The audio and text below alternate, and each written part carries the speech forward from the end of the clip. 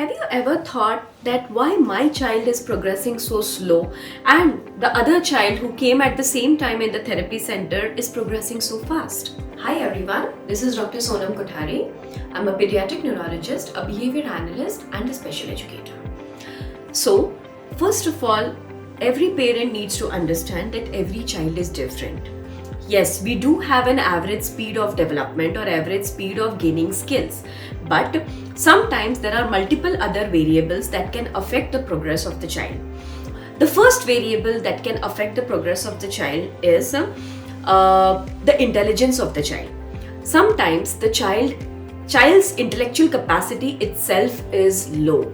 That means the child is, even if you teach the same skill in the same way by the same therapist at the same number of time in a day, still the one child might learn in the second day of the therapy and one child might take month to learn the same skill. This can happen because the second child is in general very slow in learning skills. That means the intellectual capacity is low. So he requires way more time to learn the skill as compared to the other child.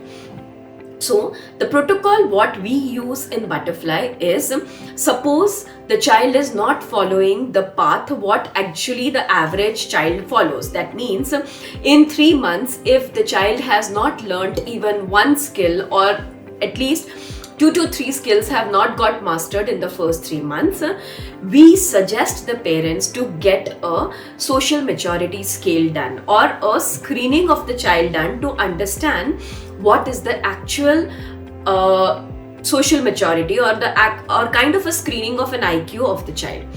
If that is low, that means the child is actually slow progressing. Because the child is slow progressing, he might take time to gain the same skills as compared to the other child who is fast progressing.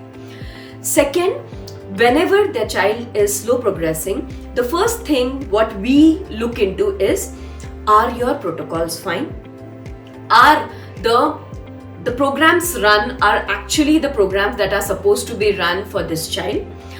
Third, is the therapist running the same number of trials as the other therapist is running?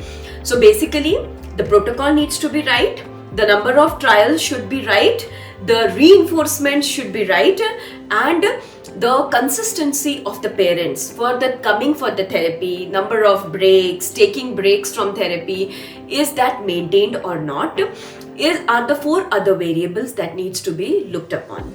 Suppose all these variables are right, the therapist is right, the protocol is right, the number of trials are right, and the parent is consistent, then we get an IQ evaluation or the social maturity scale done. If they are still slow, it shows that the child is slow progressing, we change our teaching technique to a bit more of practical teaching technique. Instead of using cards, we will shift it to general instructions which we follow at home. So basically, changing of the technique, changing of the method might help in improvement of the child faster.